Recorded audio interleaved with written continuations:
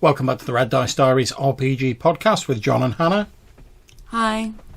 And on this Friend or Foe Friday, we're going to be talking about that most mythical and beautiful of creatures, the unicorn.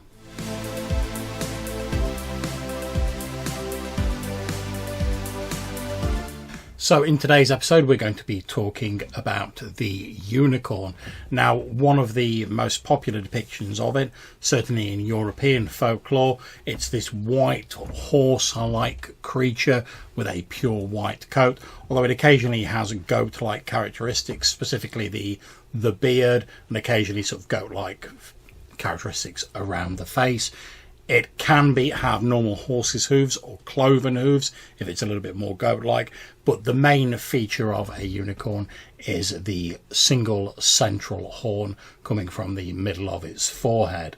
It was commonly depicted in the Middle Ages as a woodland creature who was often attracted to purity and, in some sort of folklore, could only be ridden by a virtuous maiden. So, Hannah, what does the Big Book of Mythology tell us about unicorns?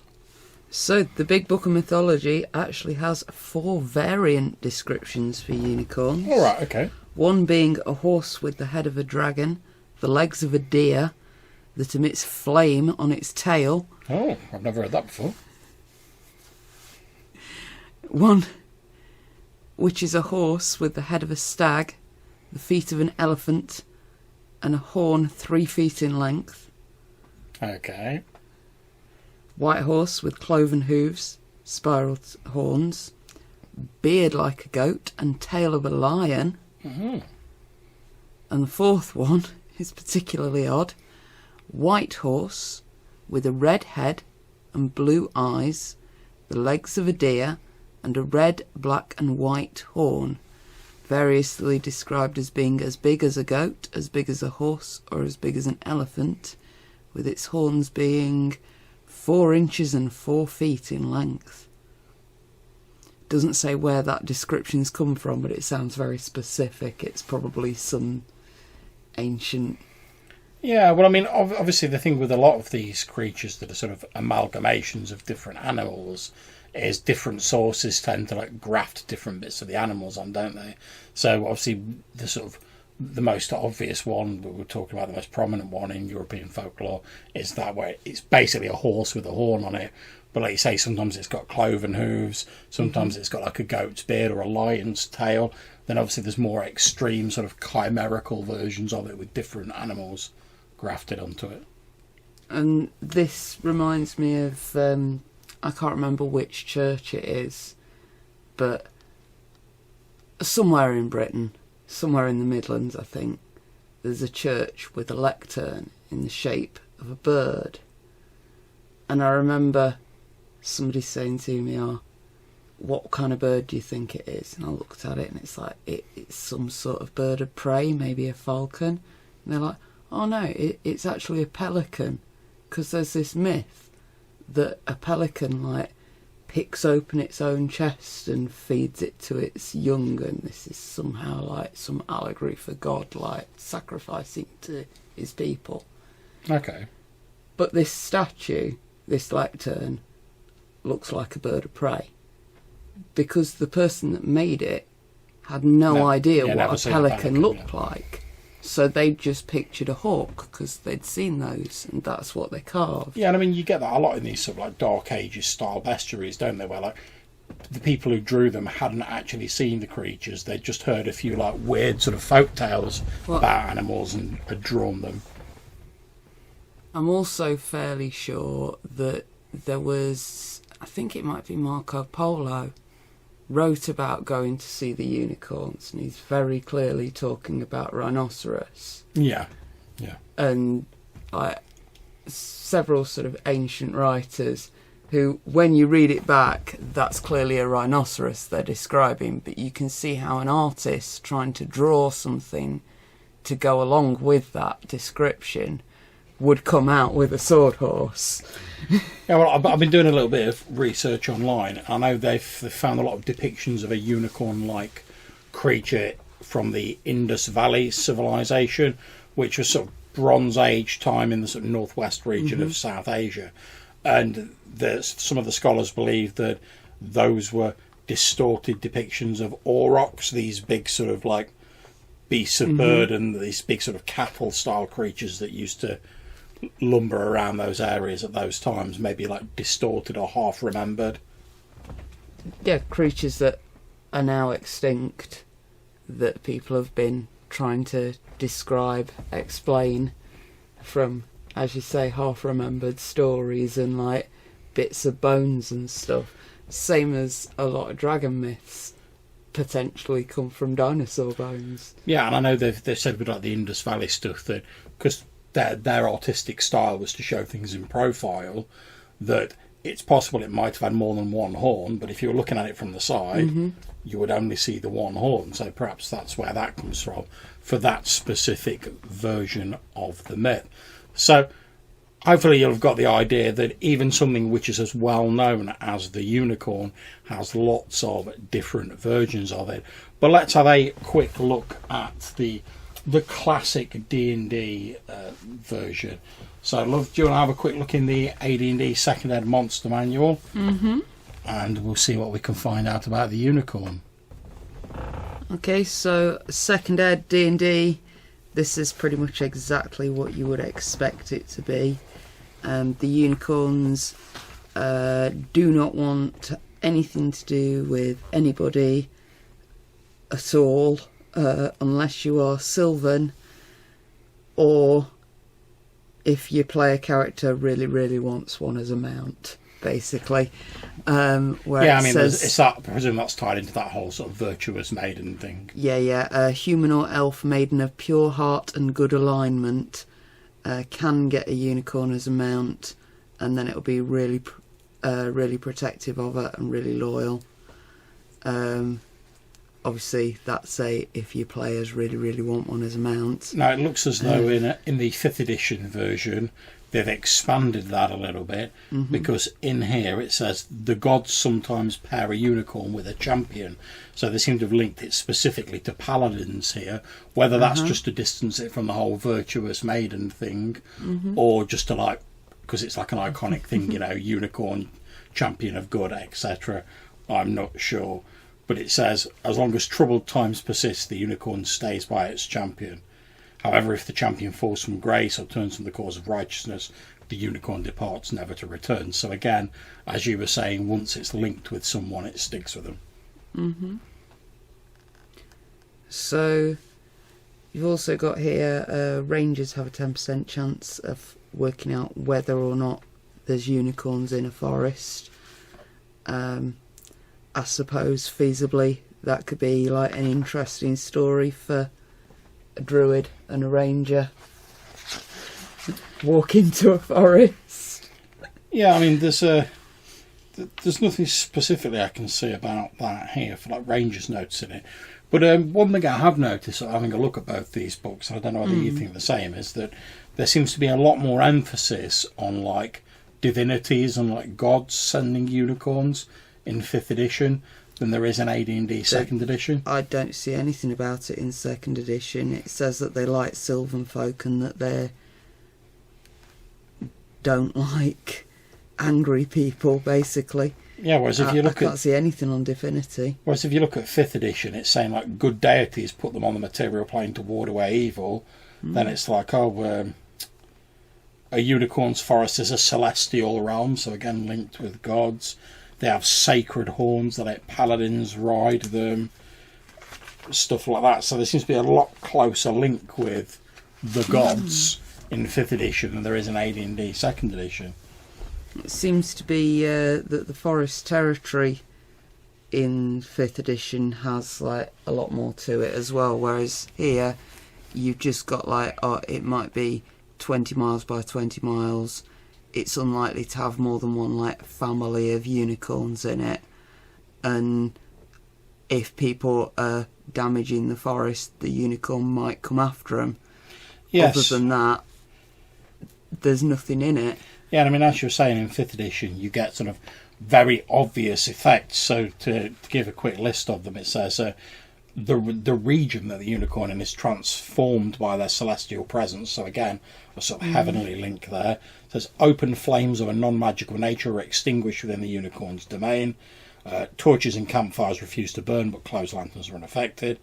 Creatures native to the domain have an easier time hiding. They get advantage on stealth and hide checks. When a good aligned creature casts a spell or uses a magical effect that causes another good aligned creature to regain hit points, the target regains the maximum number of hit points possible, and curses affecting any good aligned creature are suppressed. But if the unicorn dies, all of these effects end immediately. So it really seems to me like in 5th edition they're really trying to ramp up the sort of magical nature of the unicorn and definitely sort of link them more closely with the gods.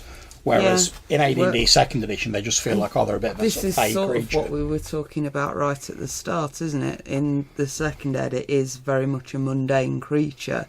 It's unusual. It's interesting. Yeah, it's a slightly fake creature, but it's an animal, yeah. Whereas in this, it's some sort of celestial being with like a divine providence and a destiny to fulfill. Yeah, I mean, in 5th edition, it's you could make that work. Well, yeah, I mean, like I say, in 5th edition, it's an intelligent creature, but it can telepathically communicate. It's got 3 different languages. It's got loads of innate spell casting, magic resistance, healing touch. It can teleport itself and up to 3 creatures, up to 1 mile once a day. And obviously there are a few like little sort of abilities for the unicorn in AD&D 2nd edition. Yeah, this one can teleport. It can't be charmed or held. And due to its magical nature, it always has +2 bonus to hit. And then there's a load of stuff about impaling with the horns and fighting with the hooves. Yeah. But not masses of magic compared to what we've got in 5th ed. Yeah, so there are a few little abilities in there, but again, they really seem to have ramped up these magical abilities in 5th edition. And I'm assuming part of that's because for whatever reason, they chose to make it more of a celestial creature rather than just some sort of slightly strange fey creature. Okay, so now we're going to talk a little bit about how we think you could use unicorns in an interesting way in your games. And I was going to suggest one of the first ways is if you go with like the 5th edition style unicorn, where its territory gains all these weird effects, and particularly the one where like open fires don't work and stuff like that. If you expand that a little bit, what if maybe you've got like a small forest in range of your village, and that's where you get your timber from, for your houses, for your mills and stuff like that, and the people who've been going in there and cutting down trees are suddenly like, oh no, all of our torches keep going out, all of our axes keep going blunt, or they won't allow us to cut the tree down. Then potentially if they keep trying to do that or find other ways, you've got this unicorn interfering with it. And whilst from the unicorn's point of view, obviously it's doing good, it's a good aligned celestial creature just trying to protect the forest. But if you're the sort of local community who are like, oh, we need some wood because the winter's coming, or we need to build new houses, there's no real wrong sort of evil thing going on there, but you still get conflict because both parties have different points of view, and it's more a case of like, who do the PCs choose to side with? Do they try and broker some sort of agreement between the two groups? And I think that could be really interesting because there's not a clear, yes, this is the evil enemy in that sort of story. Okay, so another idea I was thinking of is that perhaps your PCs have locked horns with an NPC, an antagonist, a number of times. Not of the sort of mustachio twirling villain type, someone they've come to oppose or whose viewpoints don't match their own. And maybe when they get to the final confrontation, the antagonist shows up and he or she's got a unicorn in tow or acting as their mount. Now, most people who play D&D will be aware that unicorns don't traditionally, certainly not the white, goodly version, tends to knock around with evildoers. So I think that might cause the PCs to sort of pause and reflect a little bit and sort of say, oh, well, maybe this guy isn't the sort of evil, like, stereotypical bad guy we thought he was. And it might be a way to get them to examine that villain, in inverted commas, motives a little bit more closely to see, like, why they've come into conflict, why they disagree with them.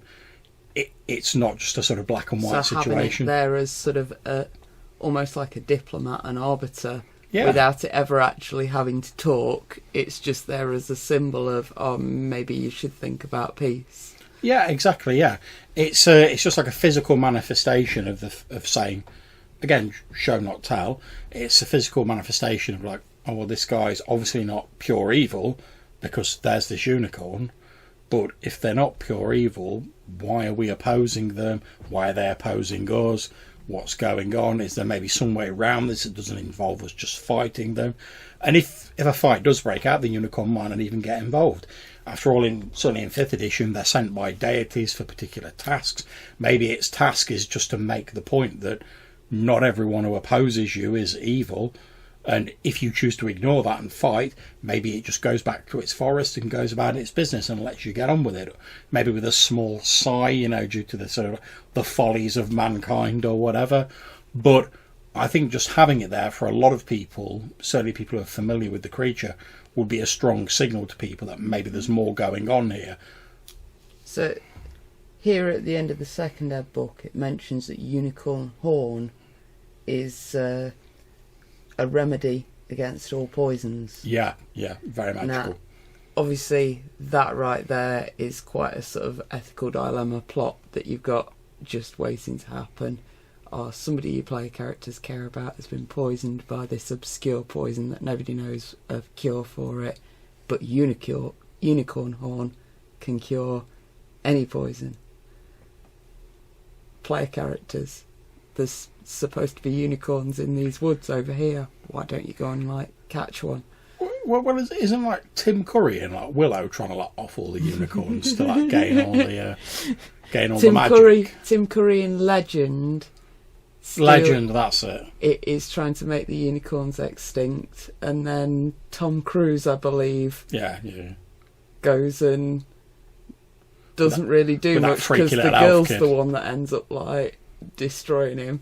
But but in that sort of thing, I mean, he's the sort of devil-style creature as depicted by Tim Curry is trying to get the unicorn horns because it has all the magic in it and it has all the power in it, and he wants to make himself more powerful. I mean, there's a ready-made plot element for you. Maybe there's only a handful of unicorns in your campaign, and maybe some evil bad guy is trying to capture them all to get the horns. Within the mythology of that particular world, it would seem that effectively the magic that holds the world together is run by the unicorns, and when they're killed off, the whole world descends into winter. Yeah. And various other stuff ensues. And I could see that working, because they're obviously very tied into forests and stuff like that. You wouldn't even need to go to that extreme.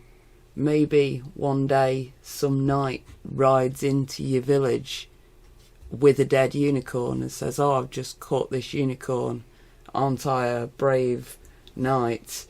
And nobody even knew there was one there. But now that it's not there protecting the forest, the wolves are coming back, and certain other gribbly things are starting to happen, and maybe the player characters have got to go and recruit a new unicorn. Yeah, I mean, to be honest, we've got, in my Midlands game we're doing at the minute, one of the friar of the group got cursed in the previous session, so he's trying to find some cure for this curse, and that's going to be their next mission. They go into a load of goblin alchemists looking for a cure. Maybe I might send them after a unicorn horn, because a goblin ain't going to give a shit that it's a unicorn, are they? So there's just a few thoughts about unicorns. Obviously we've referenced D&D there, but there is a lot of lore concerning these creatures, both in real life mythology and in various games, that is easily available to you. We hope you've got something out of that. If you want to get in touch with us, you can leave us a message on SpeakPipe. There'll be a link in the show notes, or you can leave us an email. The address is rddrpgpodcast@gmail.com. Until we see you next time, take care, stay safe, and happy gaming. Bye.